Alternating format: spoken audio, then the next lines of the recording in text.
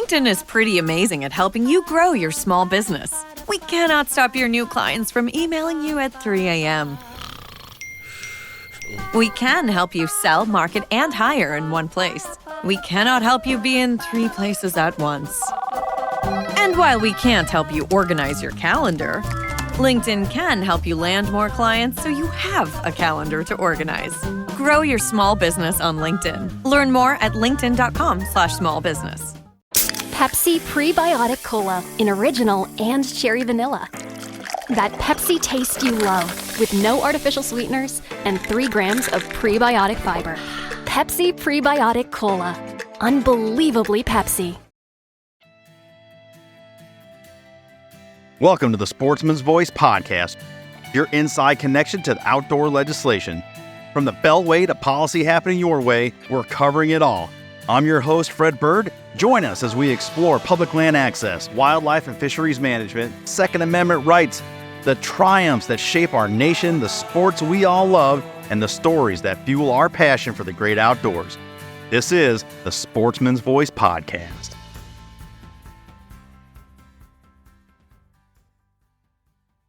Welcome in, ladies and gentlemen, to this feature episode of the Sportsman's Voice podcast. It's great to have everybody tuning in and have you back. This week, one of my favorite topics we've touched on in the past, wildlife corridors.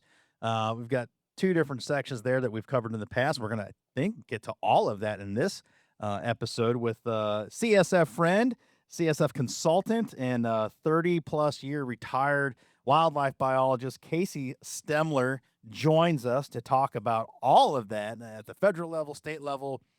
What are wildlife corridors? What are, the wildlife overpasses? You've seen them in the West, maybe on social and maybe National Geographic. They've highlighted this work, but how does this all work together? The interconnectivity of it all. Why does it matter to you? This is not only a Western issue, so people in the East, especially Northeast and stuff, there's a reason for you to be tuning in as well. So all that and much, much more. But let's welcome in Casey right now. Casey, thanks so much for making the time and joining us on the program. Thanks so much, Fred, for having me. I sure appreciate it.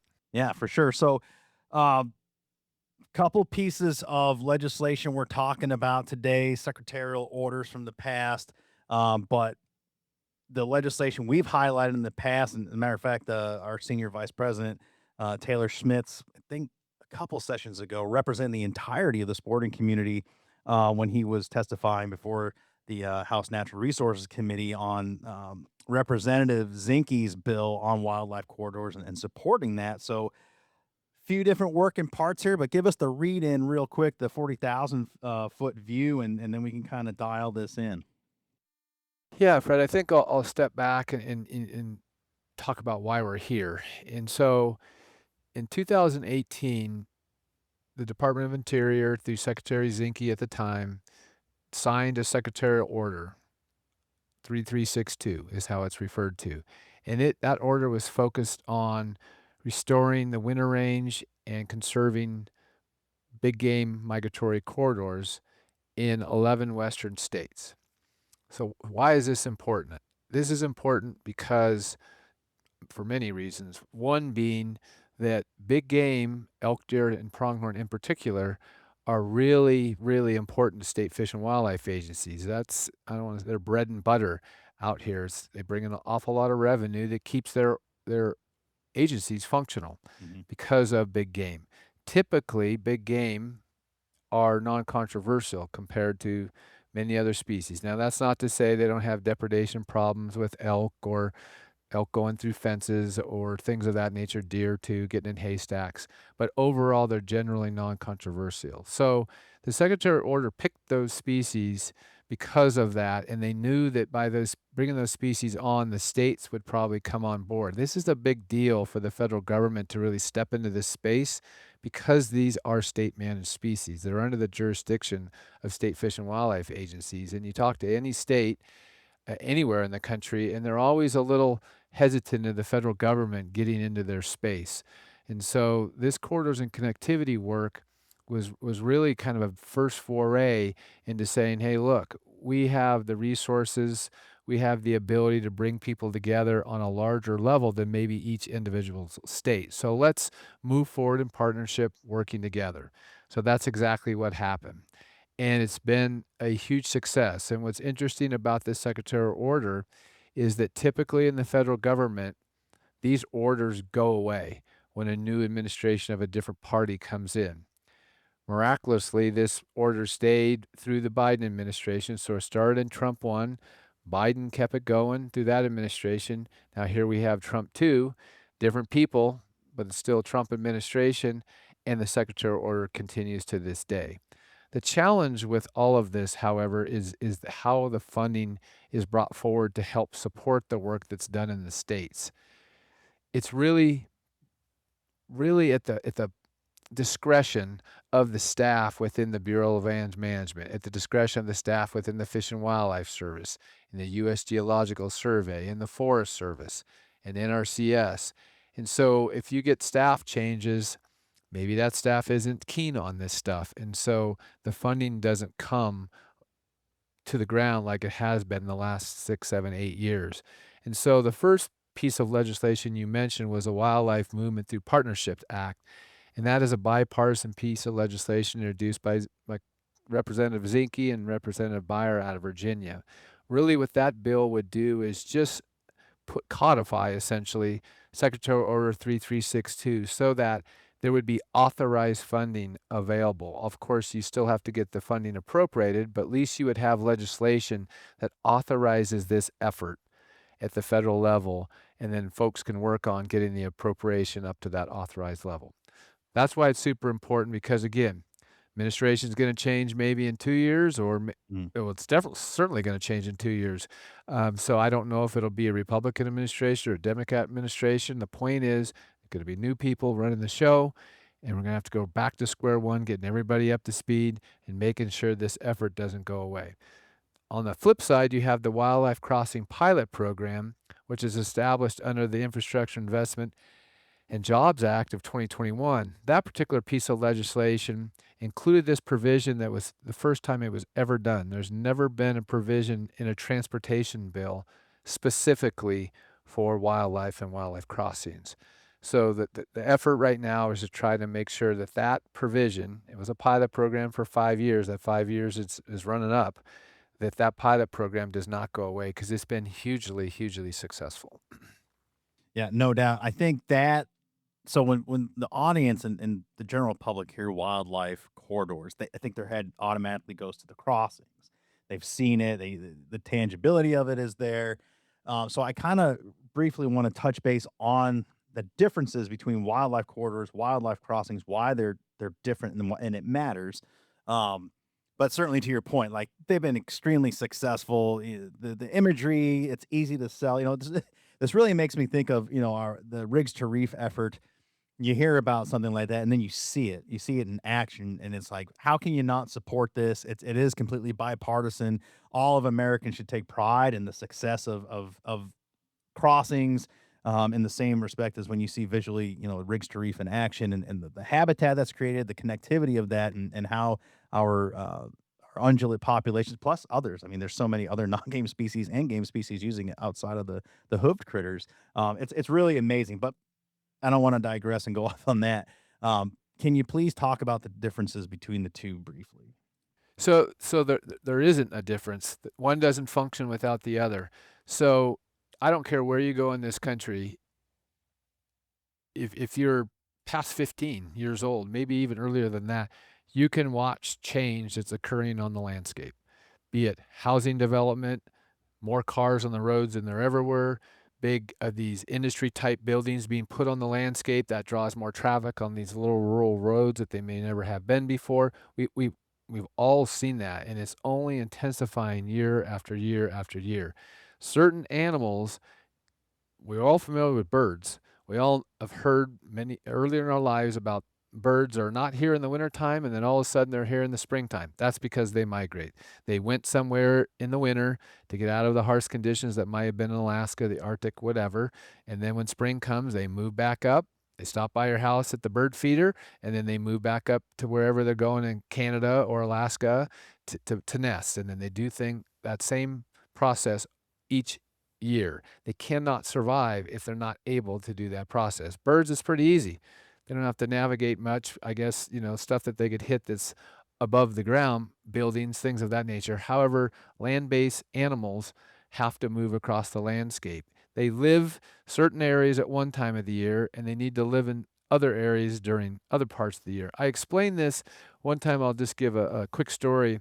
There's a FACA committee at the Department of Interior in the U.S. Department of Agriculture, and it's based on hunting and shooting sports. I don't know what the name will be this go around. They're working on standing up a new one right now. During this Zinke year, well, Bernhardt, I guess, was Secretary David Bernhardt at that time. I was asked to give a presentation about the corridor work. So I did, and I was trying to figure out how to explain a corridor to someone that may not understand what exactly it is. So my mind went to this example, and it was the human body. I said, visualize that you have the head, okay? It's over here, and then you have the torso, and then you have the lower body, the legs. The body does not function if you don't have those three pieces to the body. So envision the head as your summer range, or the habitat where animals go in the summer. Envision your torso as the corridor that animal needs to move. It could be as long as 100 plus miles, which some animals do out here in the West. Deer and pronghorn travel over 100 miles each way, through their seasonal movements. Or it could be from this pond on this side of the highway to that pond on the highway. It might be 25 yards, 30 yards, 50 yards. Doesn't matter. They're still moving from the summer through that corridor, i.e. the body, to the winter habitat, which is the legs. And so if you can visualize that, that's how these pieces fit together. Now, along that corridor, there's things that can happen that can cause the animals to, fences being a good one for pronghorn. Fences and pronghorn do not go well together. They don't jump. They will, but they typically do not jump fences like we think of deer and elk and what have you. So I always envision that or explain that as, okay, now you have a belt on your torso, and you cringe that belt down. And all of a sudden, the body's not functioning right because there's not enough oxygen's getting up to the head and to the legs, if you can follow that. So that's where the crossings come into play. So highways, we got highways all over this country. And I can tell you, there's over between 1 million and 2 million accidents every year where big animals are hit on the highway. And they estimate up to 200 human deaths occur because of this. And the financial cost beyond that is even greater. So the highway crossings are super important because it allows those animals to get through that torso part to get down to the winter range or back to the summer range. So if you can visualize all those pieces working together, it's not one without the other. The crossings just facilitate that corridor still being functional. Many places, animals try to cross the roads. We all know about this, and you see what happened, particularly animals that don't move very quickly. Other times, certain animals, there's a lot of data that have shown they'll get to I-80, for instance, is a big interstate that they come to, and they will not cross it. So all of a sudden, you have this genetic exchange that's not happening anymore between animals that might have been on the other side of I-80, or you have these very harsh winters on let's say the left side of I-80, and these animals are stuck and their feed is covered up, and what ends up happening is they die. And I want to clarify. I mean, of course, as you pointed out, that they are connected. I just want to make sure the audience has an understanding that wildlife corridors as a term that isn't just the overpasses, which I think most people think of. So on That's the right. landscape, it's important that these corridors, these migration patterns that they have used for millennia, are kept intact. And to your point with fragmentation, especially more so in the East, but definitely fragmentation insofar as infrastructure and fences and highways and then just development. I mean, hell, look at Montana and what it's gone through since COVID. And, I flew out there and I just couldn't believe the difference, what Bozeman looked like and Billings looks like compared to less than 10 years ago. So obviously there's a mass amount of migration in human beings, infrastructure more going up, it seems like, just because there's nowhere else to put it out there. But there's all this constant change, and the integrity of those migration corridors, those paths, in concert with the physical infrastructure to allow that to continue, is just so important to understand, and what that looks like on the landscape.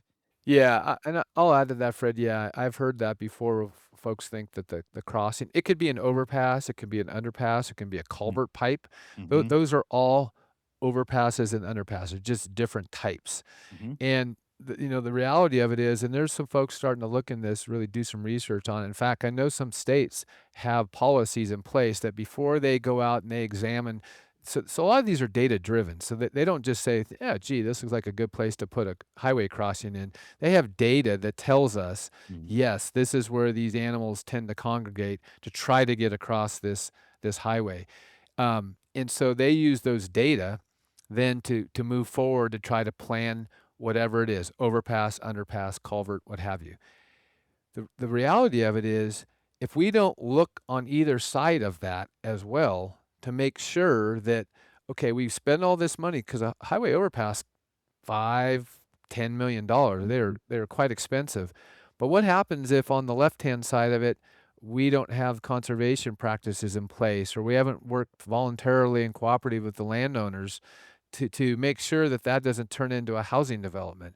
Right. If we don't do that, then all of a sudden we spent a lot of money and the animals can't access the corridor or the overpass or underpass that we put in over the highway. So it's super, super important to recognize that it's all together. You can't have one without the other. You can't have a corridor without the underpasses and overpasses where necessary and roads are a problem. It's a good segue and transition to the next question I want to ask you is its importance to industry, to ranchers, how the benefits and how this works together with folks on the landscape that are out there eking a living or just living.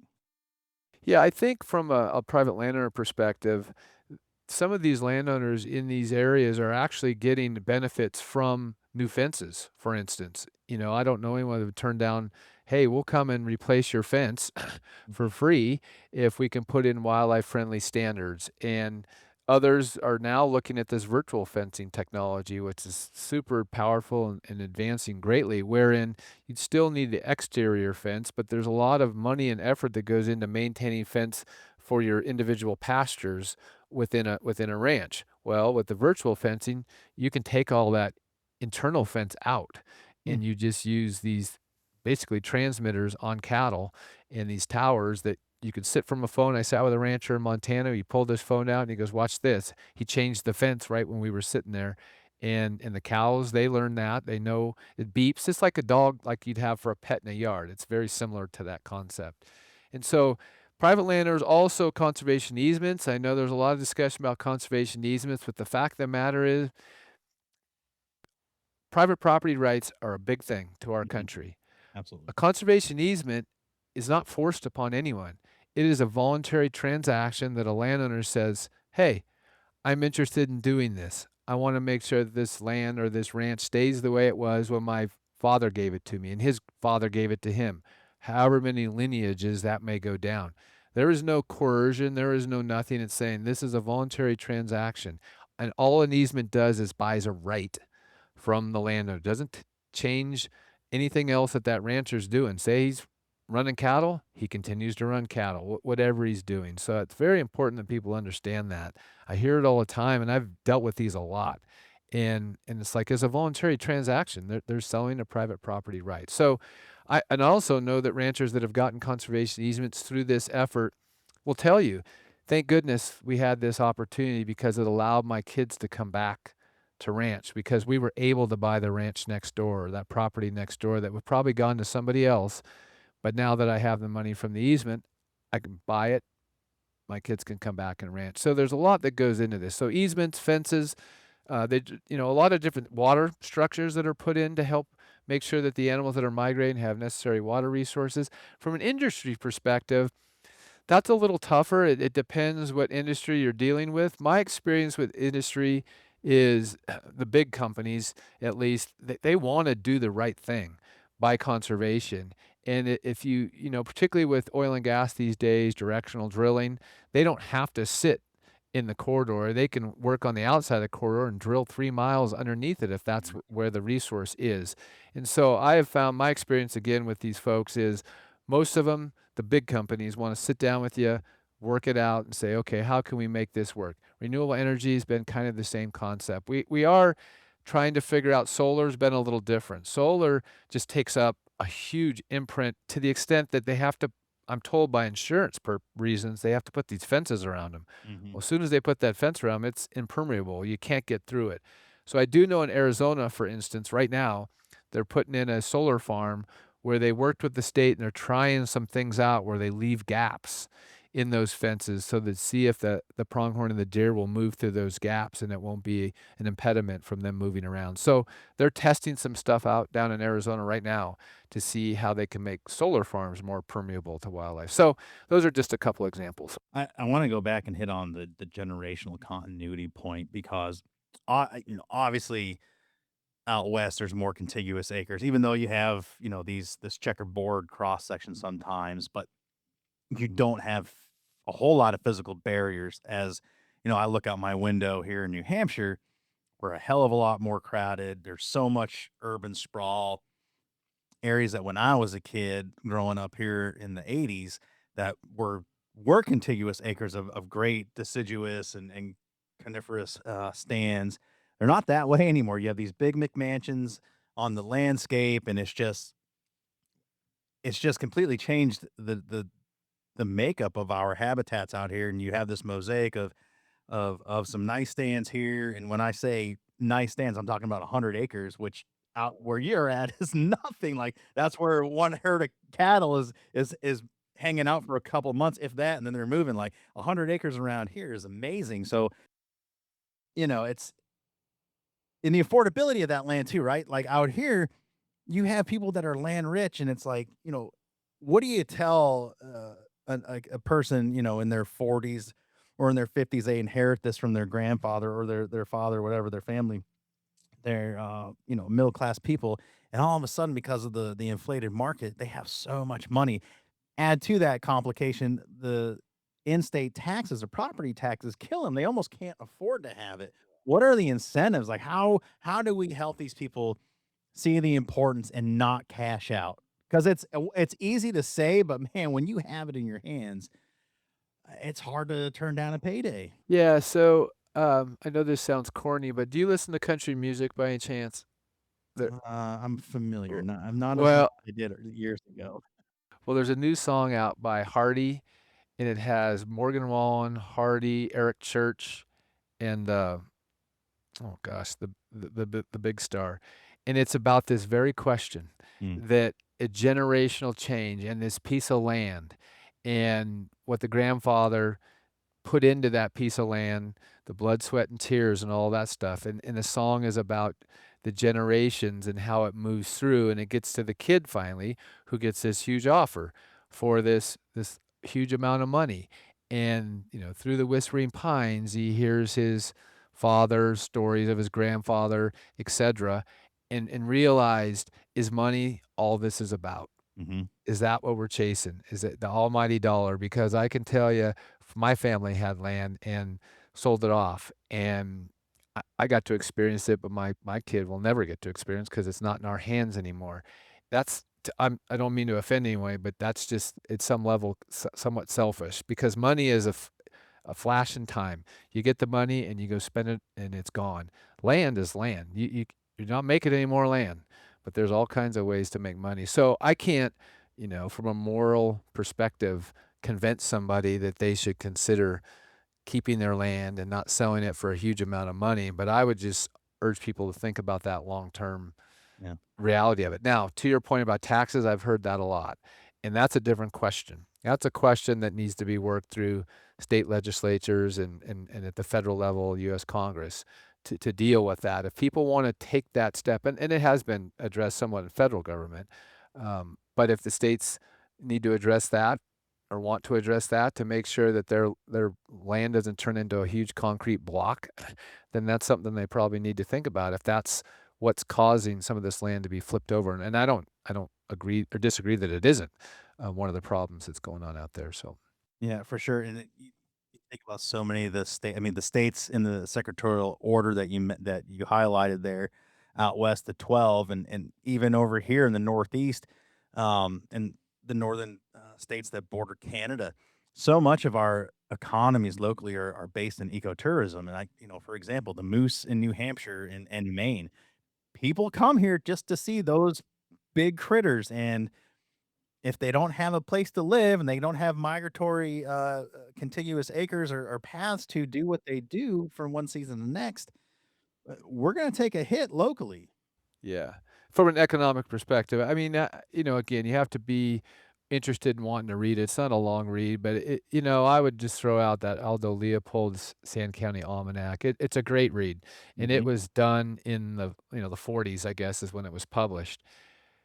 He predicted stuff then that is absolutely happening now. Yeah. I just sit back and go, "Oh my, what foresight this man had." And let's go a little bit before that, and all one has to do is look at some of the quotes from Theodore Roosevelt that he had about, "Hey, we can use the resources now, but let's not abuse the resources and basically utilize them all so that the future generations don't have what we had." I mean, that is a selfish act. And so there's been people in our history that have recognized this as a problem, but we don't seem to take it to heart, I guess is what I'm Mhm. trying to say, until sometimes it's too late. And I would say in the East, you talk about the checkerboard and the small. I lived in DC for 10 years, so I mean, I know exactly what you're talking about. We'd run to the Eastern Shore of Maryland because that was out of the damn city, Yeah. and it was felt like it was open space. It's all farmland, but hell, it was great. Yeah. And there's woods and tree rows and things of that nature. But animals out there, we won't call it migration, but they still move. Think about what happens in any part of the East, wherever there's deer, when the rut comes. Why do so many bucks get hit on the road? Because they're moving about the landscape looking for does. They get hit because they have to cross that busy highway. And in your part of the world, I would say those riparian corridors, creek corridors, vegetation along rivers are super important. Fox, raccoon. I could go down the list of all the other species that benefit from those riparian areas. But my wife is from New Jersey, and they have a farm, and they still own it. And behind them, though, they don't own. Those McMansions came in. Well, guess what happens then? All of a sudden, the deer that have just been doing their own thing, living their life, are now eating the plants and now they complain to the local authorities and try to get depredation permits. So you just amplify that over and over and over. We were not even talking about hunting access and all that. That's a whole different discussion. But from wildlife aspect, that's what happens. And then people complain about hitting the deer on the road, or people Mhm. complain about the deer eating their vegetation, or the raccoons, in their backyard eating the dog food and what have you. Well, because there's fewer and fewer spaces for these animals to move around. Yeah, and I think, off air, we were discussing before we started our conversation. You think about the non-game species and even protected species and some species of turtle and amphibians. And this time of year is we're finally coming out of the winter. This was a long one up here, but finally starting to see those spotted salamanders, those large ones with the yellow spots moving, and all different. The peepers are going in the vernal pools that have finally established themselves, and turtle. It's just there's so many critters that are benefited by all this. You mentioned the culverts. I love watching those ones more than the overpass ones. I mean, those are pretty, but like the animals just do this instinctively, right? A path of least resistance. We know this when we hunt. Like we follow these paths of least resistance. We see it in action, and it's just cool that they find it and then they totally use it. Yeah, so what they do in the East, in the Midwest too, I know of an example in Minnesota. I saw a presentation where it was for turtles, and they used, heck, maybe 12-inch culvert Mhm. is all they're using. But then they put up, maybe it's 12-inch high, almost like fencing to prevent erosion in a construction site. It looks like that, but it's a little heftier. And they put that up along these certain stretches. I mentioned earlier of animals moving from pond A to pond B, and I've witnessed that when I moved back east. Wow, when they do that, the number of turtles, frogs that are dead on certain county roads or back, roads it's unbelievable. And all they're trying to do is move from one little pond over here on this side of the road to the other one on the other side, but they have to cross the highway. These little 12-inch culverts is all you got to stick in and put that little fence up so it forces them into that culvert. You've eliminated that problem. And again, some people might say, big deal. You're killing frogs, you're killing amphibians. But we've had this conversation, Fred, that there's a multiplier effect. And so we can't, with more and more people, more and more cars on the highway, these things are additive. And eventually, it is going to catch up to it. And truth be told, then you're going to start having species that are listed, and all of a sudden, that the things that you used to be able to do on that piece of land you may or may not own are going to be very restricted because of those species are now few and far between. So, yeah, in the East, I think it's still super important that people understand. We don't call it migration back there; we call it connectivity, Mhm. landscape, habitat connectivity.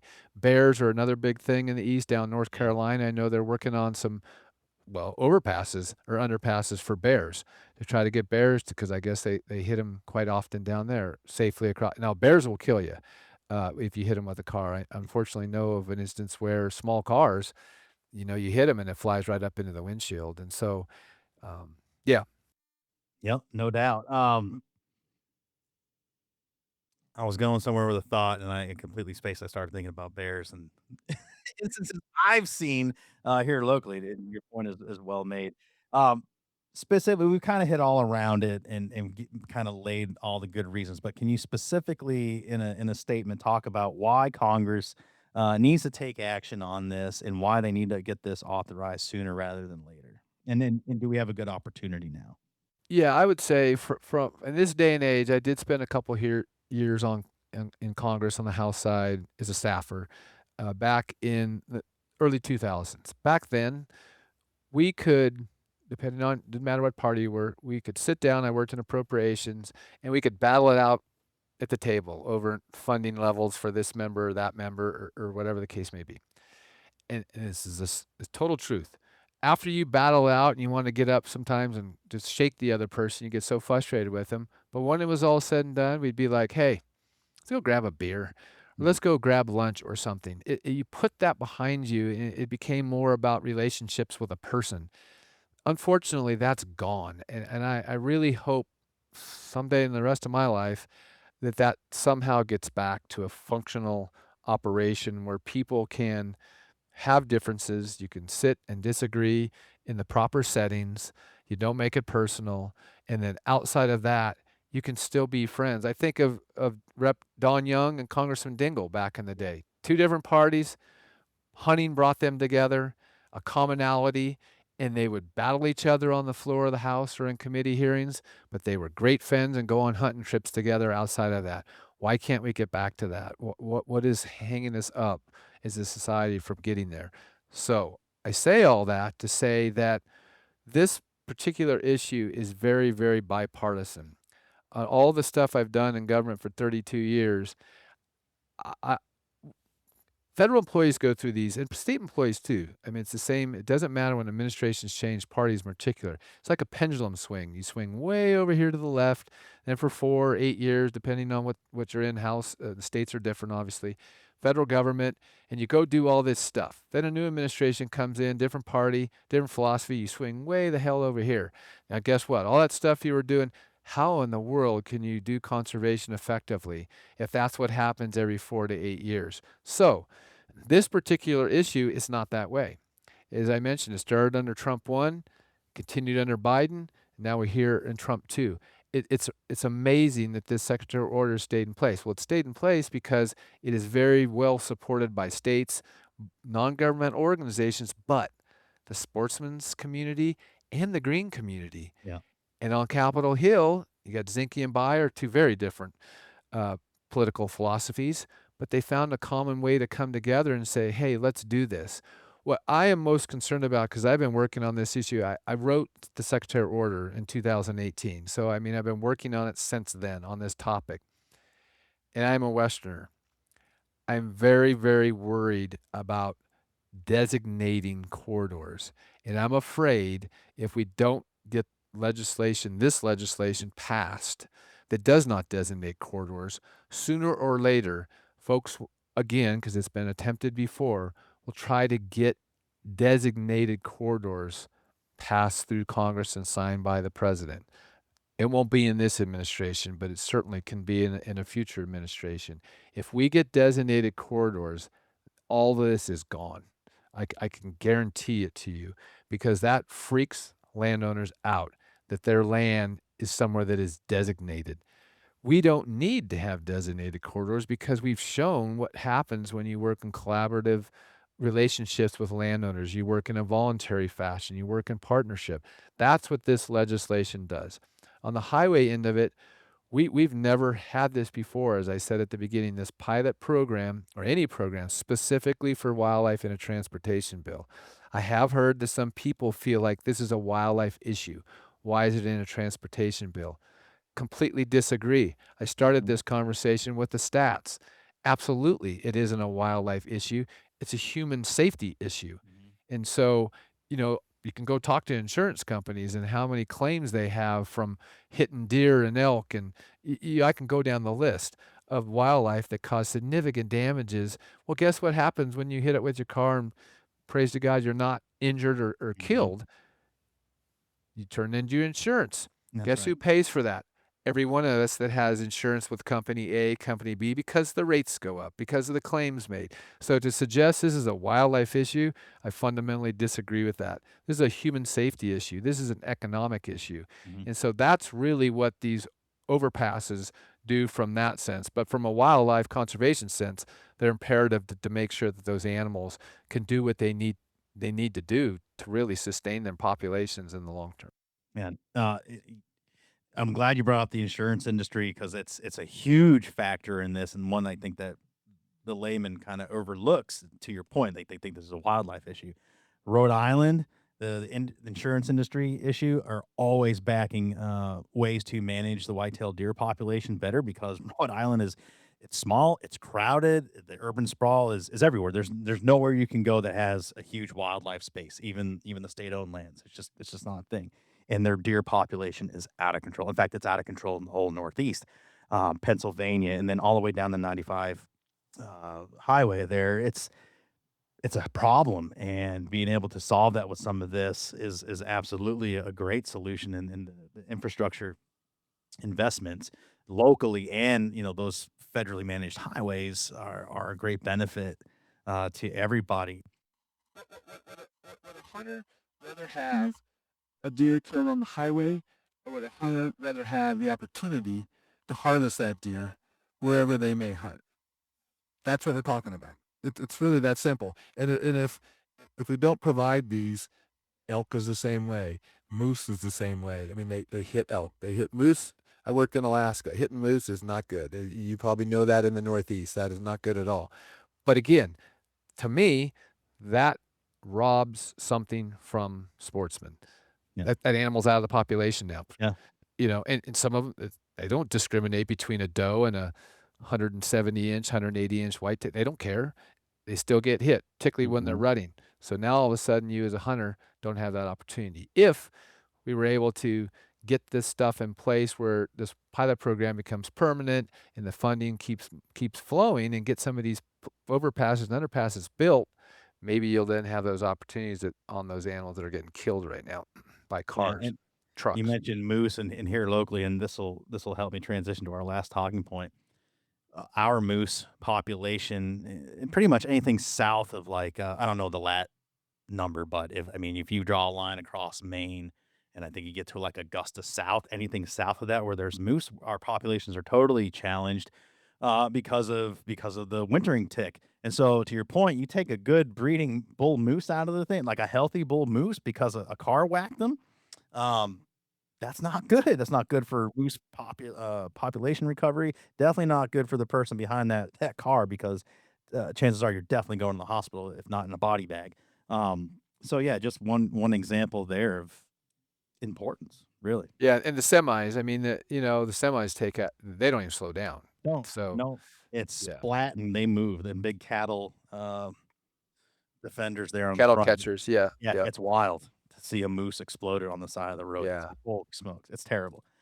So with that, and I'm kind of focusing on the state level.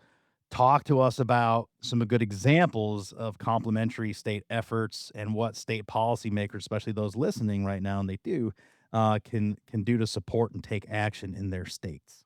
Well, interestingly, really after the start of Secretarial Order 3362 in 2018, you saw this real strong effort across the country for state legislatures to take action. So, fresh in my mind, Maryland has now passed connectivity legislation. Virginia has connectivity legislation.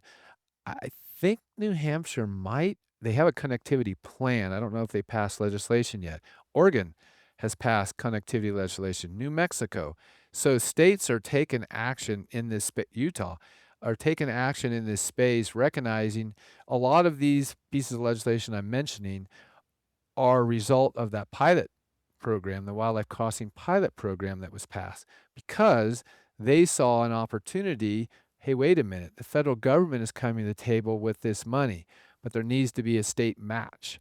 So let's pass legislation so that we have the state money to match the federal money so we can get these overcrossing passed. That tells me, just from the outside, this is super important to the states to get these types of structures built in their states, because they're taking the effort to move them through their legislatures and getting the governor to sign them. So this is happening all around the country in different places. And so I think, to me, those are great examples of the legislative component of it. From a practical component, there's a Western Association of Fish and Wildlife Agencies, and they're an association of 18 Western states and 4 Canadian provinces. And they have a wildlife movement and connectivity initiative. So that includes all of those states and 4 Canadian provinces, with the goal to work with each of those individual states and help them get funding to do some crossing work, but more prominently do habitat work. Those fences I talked about earlier. Out here, pinyon juniper removal out of sagebrush, which is encroaching into sagebrush. In the Midwest, Nebraska, Kansas, those areas, is to get the cedar out of the grasslands that have invaded it. And again, because those are all part of the corridor or the seasonal habitat for these animals out here. So I would say there's regional association, the Western Association already has an initiative in place and really working with the states to help them implement. They all have state action plans, they're called. So all the states have already thought through this. They've already collected the data, analyzed the data, and produced maps to show where these important areas are to do conservation. So it's moving east. I think the West is just started it, showing the way, but the East is certainly, I mentioned some of those states that are really starting to do a lot of work right now. Yeah, for sure. I mean, obviously the AFWA network, there's lots of sharing that goes on between those regional components, but the NASC network that we service, that we work with in all 50 states, the ability to collaborate and work with those co-chairs and the folks that come to NASC, and we see them and be like you said, this stuff is moving east and there is absolutely applicability. They're hearing this like, oh, how can we do more? And getting together and even if it's on the phone, like you already have that one thing in common, that you are leading that legislative sportsman's caucus, or you're just a part of it and you heard this story, and you can do that and reach across, and people that have already done it, why reinvent it? I mean, make it habitable to your state because you have to, but the bulk of it's already done. So Yeah, and I would say too that just from a state perspective, so legislatures, people that care about their constituents. Rocky Mountain Elk Foundation, huge supporter of this, both through working the Hill and also financial contributions. They've really supported this Western Association Fish and Wildlife Agency initiative I mentioned. Mule Deer Foundation, they're very involved in this and using some of the funding they've received from the Forest Service and BLM to really work on forest out here in the West and elsewhere. Interestingly, Pheasants Forever has sought grants from NRCS to do big game migration work up in Montana. Backcountry hunters and anglers, they got in the game. They're doing fence work in part of the West. National Wildlife Federation, they have a fencing coordinator through a grant through the National Fish and Wildlife Foundation that's doing work to support this effort. National Fish and Wildlife Foundation, I just mentioned them. They run a grant program for big game migration corridors. And so my point is, look at the variety of NGOs that are engaged in this, and ones you'd never think of that would, why would they be focused on? Well, they see the value and the utility of improving these corridors and the habitat conditions for not just the species that were elk, deer, all kinds of species that utilize this. I had to explain, I won't get into too much. The last administration, I had a lot of conversations with them about they want to bring in predators, and I was like, that's the worst possible thing you can do, because that all of a sudden turns something that's non-controversial into controversial. All you have to do is think about what eats a deer, what eats elk. So, everybody wonders why we focus on those 3 species, in the West anyway. It's because those are the non-controversial ones, but think about all the things that eat them, like Mhm. golden eagles, coyotes. I won't even say some of the other species. We all know what we're talking about. Mhm. And the same applies to the east, of the value of these riparian corridors that are in creeks and streams. Without those, the animals don't have the ability to move like they need to move. So, Yeah, well, and I can, from the eastern standpoint, and there's been crazy talk about the reintroduction of mountain lions in northern New England recently.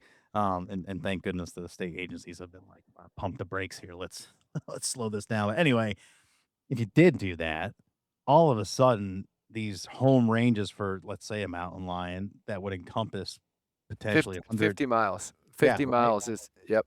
Now that area is presumably all shut off because the state agency now has to facilitate the recovery effort and the management of that very small species. And now you got access issues, you have wildlife management issues, and what happens within that 50 miles, right? So, Well, Fred, look, I live in Colorado.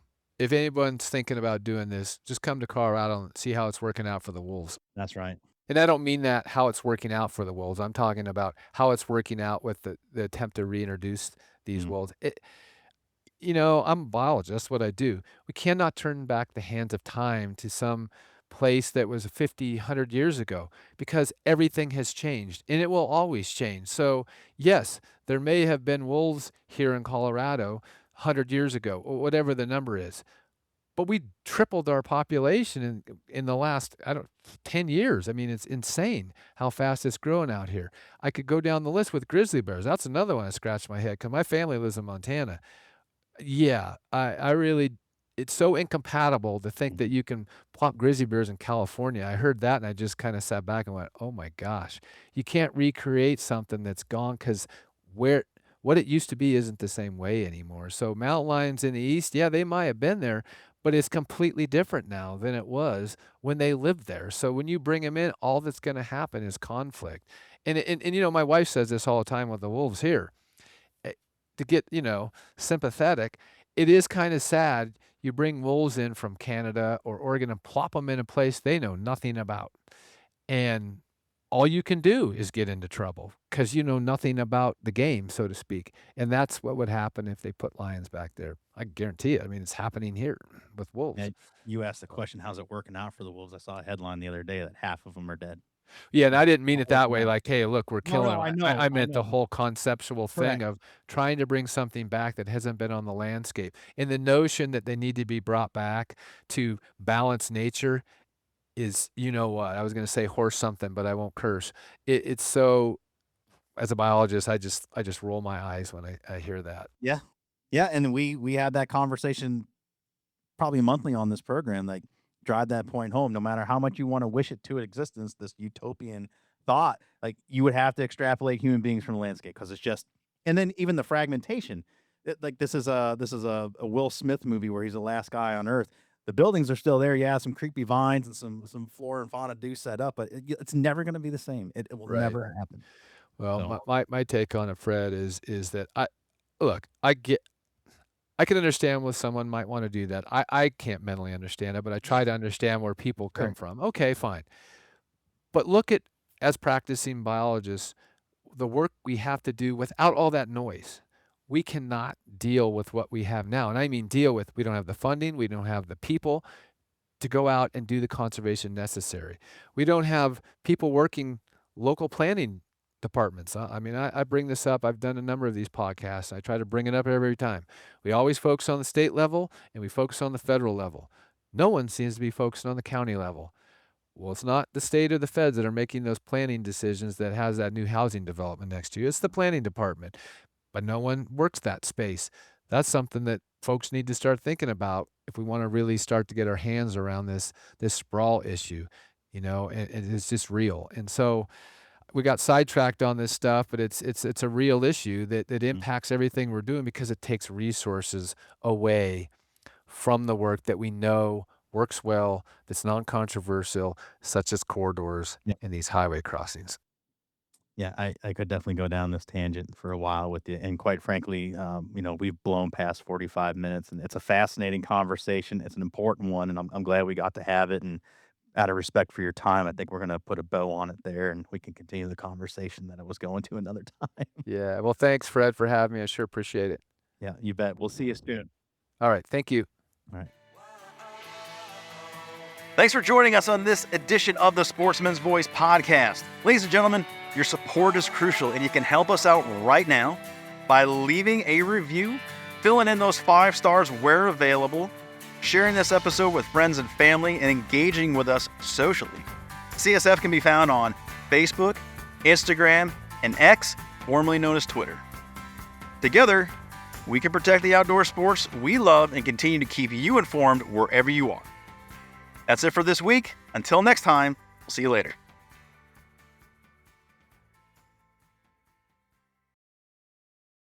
Ryan Reynolds here from Mint Mobile. I don't know if you knew this, but anyone can get the same premium wireless for $15 a month plan that I've been enjoying. It's not just for celebrities. So do like I did and have one of your assistants switch you to Mint Mobile today. I'm told it's super easy to do at mintmobile.com/switch. Upfront payment of $45 for 3-month plan, equivalent to $15 per month required. Intro rate first 3 months only, then full price plan options available. Taxes and fees extra. See full terms at mintmobile.com.